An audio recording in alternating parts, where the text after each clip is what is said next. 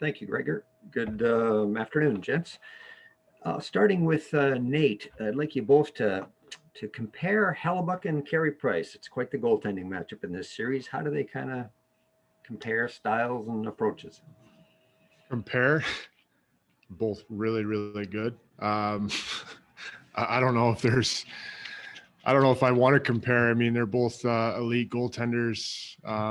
Both have some Vezina hardware. I don't know. I think it's it's tough. I mean, you have both goalies that are elite and have been. And I think with Price, I mean, I guess the only difference is he's been doing it a little bit longer. But I don't know. I don't know if that's tough to compare. They're both elite goaltenders and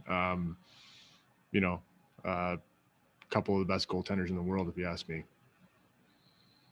Yeah, same thing as Tomer said. I mean, two of the best goalies in the NHL right now, and I think, like Tomer said, the only difference is that, Price, I think, has just been doing it for longer. But I mean, both goalies give their teams a chance to win. Both goalies make their teams a better team every night. Gives them a fairly good chance to win the hockey game, makes big saves at key times, and I think that for a goalie, that's all you can ask for. And both guys do that. So it's kind of hard to compare the two, especially right now with how both of them are playing. We'll go back to Paul Friesen for a follow-up. Go ahead, Paul.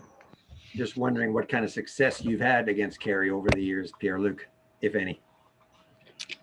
Yeah. I mean, I don't know how much of this goes into the playoffs, but I scored my second or third game at the Bell Center, and he was in net. So that was a special moment for a Quebec kid, watch him play when I was younger. But I mean, he's one of those goalies that, you look at the net, you look at the holes to shoot at, and you don't see much. So you're just kind of shooting and hoping it goes in, hoping you find a hole as the puck finds a hole as it's going towards the net. But, goalies like that are hard to play against, but you can't, you got to keep shooting. You can't just, your confidence can't go down because you're not scoring. He's also paid to stop the puck. So it's a good challenge going against him. We'll go next to Murat Atesh from The Athletic. Go ahead, Murat. Thanks, Gregor. Good morning or good afternoon, guys. This one's for Pierre-Luc. I just reflect on the context of your year, the quarantine, injuries, and things like that. And now after this long break, it feels like your whole team will be on the same page. You've had good health for a while. I'm wondering what your perspective on kind of riding that momentum into round two might be right now. Yeah, it's huge. It's important. Like you said, it's kind of been an up and down year for me personally. But we've had a lot of time after this first round to practice together. I mean, I think we've had more practices now than we have in the past 2 months as a team. So it's big. It's for me, who, I mean, I got here at the beginning of the year, but I hadn't had much practice. It's huge. And I think I took this time to get my game back in my hands and everything, get the timing of it. And prepare for this second round that we've all been waiting for. We've all been excited to play tomorrow. We'll go next to Jeff Hamilton from the Winnipeg Free Press. Go ahead, Jeff. And it's a question for both of you guys in the sense of who's going to tell the truth. Was there a point where you switched from covering the Toronto Maple Leafs or studying the Toronto Maple Leafs to kind of paying more attention to the Montreal Canadiens, or was there a break there where you had it off? And at what point were you juggling both teams, or did you even get to that point yet? Yeah, I think it was I don't think it was, judging one team or the other. I think you're just watching the game and you're looking at both teams. I think, to be honest, I used to play for them, so I wasn't too surprised, on what they did. It's a resilient team over there. And then they have Carey Price, and they have a lot of guys that work extremely hard. You could see the series shift to, what was, I think, game 5. And, I just had this feeling that they weren't out of it. I don't think there was a a view from me, like just looking at one team or the other. I think you're just kind of looking at the game as a whole and kind of just, watching the game and seeing, good playoff hockey. Yeah, same thing. Once again, Thomas said, it's as you're watching the series, you don't necessarily know who's going to win, but you're just watching the games. Trying to see what both teams can do, and at the same time, we were also, watching what we did right and what we didn't do right against Edmonton, how we could improve, and that game 5, you saw it kind of shifted, and like you said, they're a resilient group. You saw, what Brendan Gallagher said in the media, that they're a confident team. They never doubted themselves since the start of the season, and they have a lot of guys that work hard, that go to the net, that play a hard playoff game. So it's not a surprise to us, necessarily, just because they work so hard, and and then you add Carey Price in net, that gives them a chance to win every night. So now, we did our video. We know how they play. We played them 9 times or something this year. So we're just really excited to get going tomorrow. We'll go next to Ted Wyman from the Winnipeg Sun. Go ahead, Ted. Nate, Pierre-Luc touched on it a bit there, but and you mentioned playing in Montreal, and you used the word resilience. Is that what defines that team to you, or is there more to it? I think there's more to it than that. They've been through a lot this year.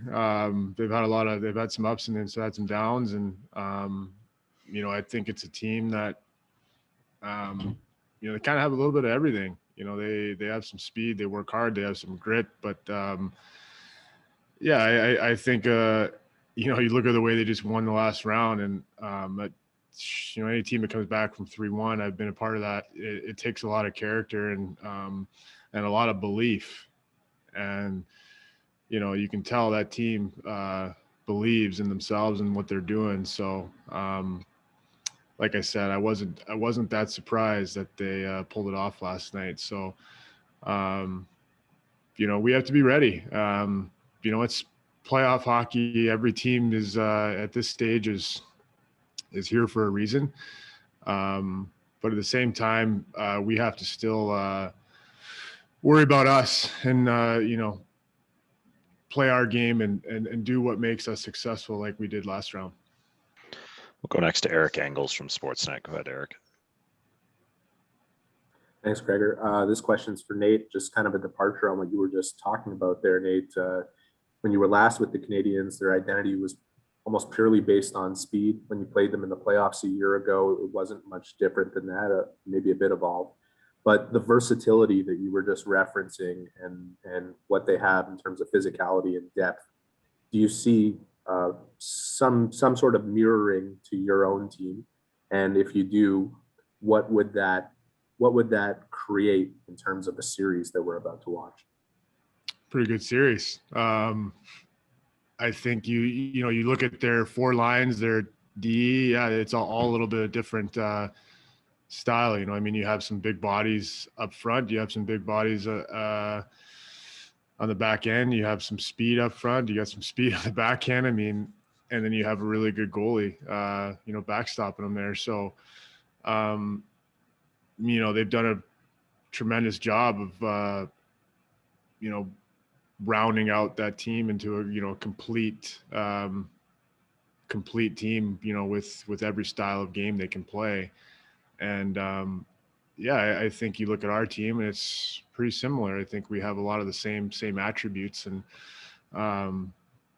it should be a really good series. There's probably not going to be a lot of room out there, and guys are going to be fighting for every inch of ice, and it should be a lot of fun, and we're looking forward to it. We'll go next to Gemma Karsten-Smith from the Canadian Press. Go ahead, Gemma. Hi, guys. Nate, I'm wondering if you can touch a little bit on what it's meant to have all of this practice time in the last week or so here. What has that done for you personally, and what has that done for the team? Well, I think, first off, I think, after any emotional series like we had last time, it's nice to have a little bit of rest. And then, we haven't, like Doobie was saying, we haven't practiced really this much since training camp, to be honest. So, it's nice to get some practice in, work on some things, and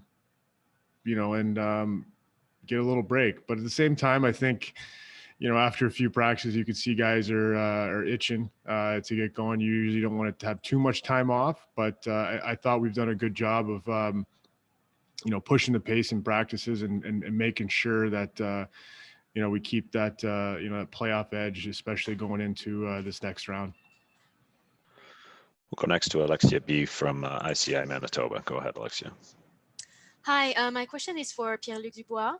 Pierre-Luc, vous avez joué à Columbus avec Josh Anderson pendant 3 ans. Vous vous préparez à jouer contre lui demain. Qu'est-ce que ça vous fait? Quel est votre état d'esprit? Ouais, j'ai 3 ans à Columbus. C'est un gars que je suis arrivé là. Il avait déjà joué une saison, je pense, mais on a quand même passé des beaux moments ensemble. C'est un joueur qui est difficile à jouer contre, beaucoup de vitesse, très physique, pas facile à contenir. Ça va être le fun. Ça va être une grosse série, je pense. J'ai une très bonne saison. Je joue très bien depuis le début de l'année. Mais sur la glace, tu n'as pas d'amis. Sur la glace, tu joues ces 5 joueurs du Canadien ou 6 joueurs du Canadien contre 6 joueurs des Jets. Mais peut-être qu'après la série, on va avoir plus de temps de parler. Mais je pense que pendant la série, ça va être, comme j'ai dit, moi je fais partie des Jets maintenant, lui fait partie du Canadien. We'll go next to Simon Olivier Lorange from La Presse. Go ahead, Simon. Thanks, Weir. The question is going to be for Pierre-Luc. Pierre-Luc, c'est ta première saison à Winnipeg. Tu as rencontré le coach Paul Maurice, ta première saison avec lui, sans faire de comparaison avec ton coach précédent. Peux-tu me parler du style de Paul Maurice comme entraîneur, justement? Peut-être son approche de ce que tu apprécies dans son style, justement? Ouais, ben, à la base, c'est 2 coachs qui veulent le meilleur de leurs joueurs. C'est 2 coachs qui veulent pousser leurs joueurs à devenir le meilleur qu'ils peuvent être et aider l'équipe à gagner. Je pense que pour Paul, c'est beaucoup d'apprentissage pendant que tu joues. Des erreurs, c'est correct d'en commettre, mais il faut que tu apprennes de tes erreurs. Il faut que tu continues à développer. Il ne faut pas que tu fasses la même erreur 3, 4, 5 fois d'affilée. Mais il veut que tu ailles sur la glace et que tu apprennes. Je pense que c'est la seule façon, des fois, d'apprendre, c'est de commettre des fautes ou de commettre comme je dis, des erreurs et d'apprendre de ça. Mais comme je disais, c'est 2 coachs qui veulent le meilleur de leurs joueurs. C'est 2 coachs qui poussent les gars. C'est des coachs qui font attention aux détails, qui croient aux détails de la game. C'est ça qui fait la différence. Et pas juste ça, mais aussi la mentalité, comment tu approches les matchs, comment que tu approches une série. C'est ça qui peut faire la différence entre une victoire et une défaite. And final question to Luke Chelena from LDS. Go ahead. Thank you very much. My question is for Pierre-Luc as well. Pierre-Luc, ça représente quoi pour toi une série contre le Canadien, en tant que jeune Québécois? Puis est-ce que tu auras peut-être même de la famille ou des amis au Centre Bell pour les matchs 3 et 4? Ouais, je sais pas, j'ai vu le prix des billets, fait que je sais pas si je vais avoir des amis là pour les matchs, mais probablement je vais en avoir dans les rues. Je vais en avoir dans les rues qui vont regarder le match à l'extérieur de la cage au sport. Mais je pense que ça reste une série de hockey, ça reste une équipe, l'équipe adverse. Mais c'est sûr que quand j'étais plus jeune, je regardais le Canadien jouer, je regardais le Canadien dans les séries. C'était des moments spéciaux quand tu es plus jeune. Maintenant, on joue contre eux. Mais je pense que quand la série commence demain, quand le premier face-off commence, quand tu as pris ton premier titre, tu as fait ta première mise en échec, c'est une équipe comme les autres pour moi. Tu ne penses pas nécessairement à contre qui tu joues, le moment, tout ça. Je pense que quand tu es sur la glace, tu penses juste à gagner, à aider ton équipe. Peut-être qu'à la fin de la série ou à la fin de la série, quand je vais y repenser ou quand je vais en parler peut-être à ma famille ou à mes amis, peut-être que je vais remarquer que c'était peut-être plus spécial, mais au moment que demain, le premier face-off commence, c'est une série comme les autres pour moi. Thanks very much, guys.